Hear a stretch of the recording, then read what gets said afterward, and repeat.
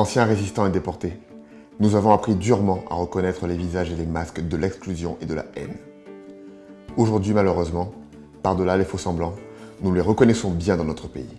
Nous avons connu, subi et combattu le régime de Vichy et sa politique d'extrême droite, autoritaire, nationaliste, xénophobe et antisémite. Aujourd'hui, en France et en Europe, nous voyons monter à nouveau cette xénophobie, ce nationalisme, ces racismes et cet antisémitisme, encouragés par des personnalités et des partis extrémistes. Avec leur cortège de stigmatisation, avec leurs menaces contre la paix civile entre Français.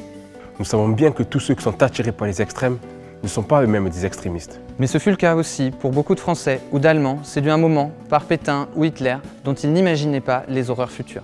Nous ne supportons pas l'idée que les héritiers des politiques anti-républicaines que nous avons connues puissent à nouveau exercer et détourner le pouvoir républicain. L'exercice du pouvoir par des partis qui symbolisent des idéologies discriminatoires serait indécent et dangereux pour tous.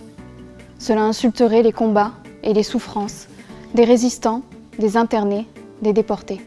Les menaces contre la République sont multiples et le terrorisme en est l'expression la plus violente. Mais c'est aujourd'hui l'extrémisme nationaliste qui risque de conquérir le pouvoir dans notre pays et qui présente le danger le plus immédiat pour nos libertés et pour l'unité de notre peuple. Cet extrémisme ferait d'ailleurs le jeu des provocations terroristes qui cherchent à nous affaiblir en sapant nos valeurs et en nous opposant les uns aux autres. Peu importe que l'on nous accuse de diabolisation, car nous avons connu les diables ordinaires qui peuvent préparer l'enfer. Nous savons jusqu'où mène l'intolérance et l'exclusion au pouvoir. Nous en connaissons la dynamique meurtrière.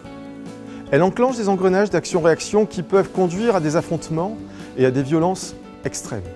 Pour notre pays, pour les valeurs de la République, pour nos enfants et petits-enfants, ce risque mortel ne peut pas être pris.